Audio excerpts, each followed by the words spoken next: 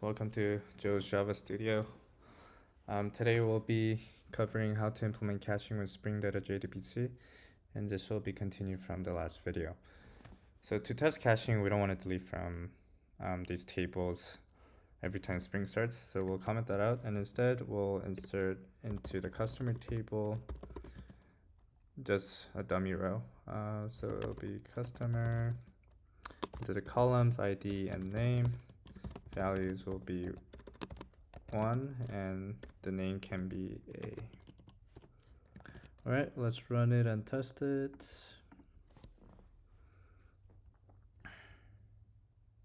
Alright, we see that customer with ID 1 name A is created. Well, actually,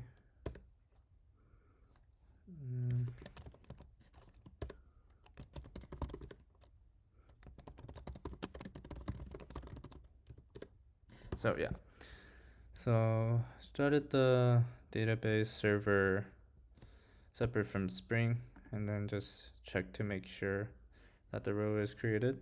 So we'll be testing caching with that row here. So to enable caching in Spring,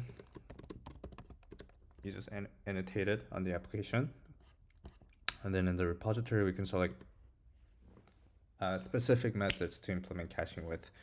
So usually you cache when you find something, find the row, and then once the same query or the same object is trying to be accessed, you can just return from cache instead of running the query on the database. So with that, we'll choose the find by ID method.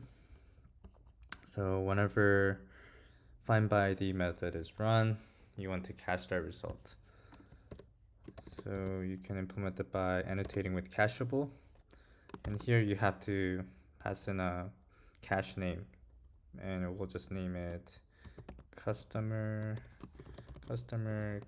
cache name, and the key of that object that is being cached would be this integer, which is the ID. So string customer cache name, we'll just name it customer. But sometimes data can be outdated if you make updates to it or save a new object. So in that case, you want to evict that object from the cache. So we'll implement cache eviction with the save method. And in this case, you annotate it with cache evict. Same here, you'll pass in the cache name, but here you also have to specify which object you want to evict. In that case, you want to evict the result of the save operation.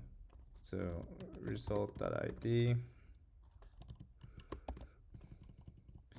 because this, whatever row with this ID could be updated and have different data now, so you want to evict that row. So that is it on the repository side. So let's test it here. So this line right here, repo.find all, is just gonna print all the rows there are in the table. And let's try running find by ID. We saw here that there's a customer with ID 1, so we'll pass in 1 .get, and we'll call that result 1. When you first run the find by ID method, this should go through the database because you don't have any caches. You don't have anything in the cache right now. But once you run this, the result will be saved into the cache. So when you run the same thing again, repo.find by ID1, this should be coming from the cache.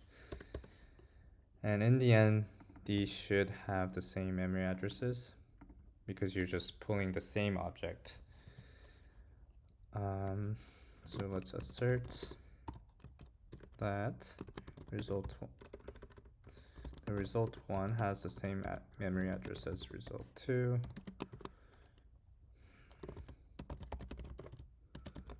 There you go. Let's run the application.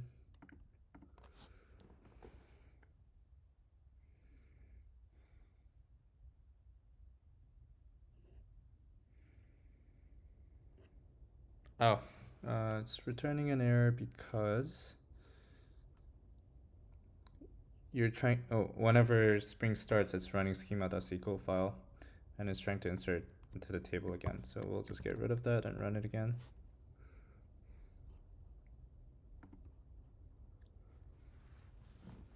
There you go. Everything ran without any errors, which means these two are indeed the same. And they should have the same memory address. But what if you want to update this row, right? This row. I'm gonna try changing the name to B and see what happens. Result 1. Actually, we need to update it first, so we'll save a new customer. It'll have the same ID, but name will be B, and everything will be the same. So run these two statements again. But we actually want to see if SQL statement is being run here, but not here. So once we save, this object with ID 1 should have been evicted from the cache. So once you run find by ID again, you should be running SQL statements again. So here I'll print, there should be SQL statements. And here, there should be no SQL statements. All right, so, oops. All right, let's run the application.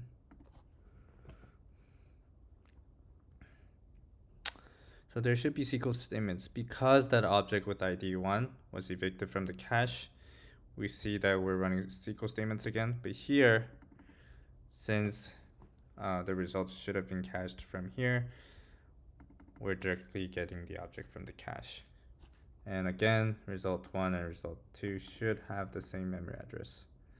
And that is it to the basics of implementing cache in Spring Data JDBC. And let me know if you have any questions. Thank you.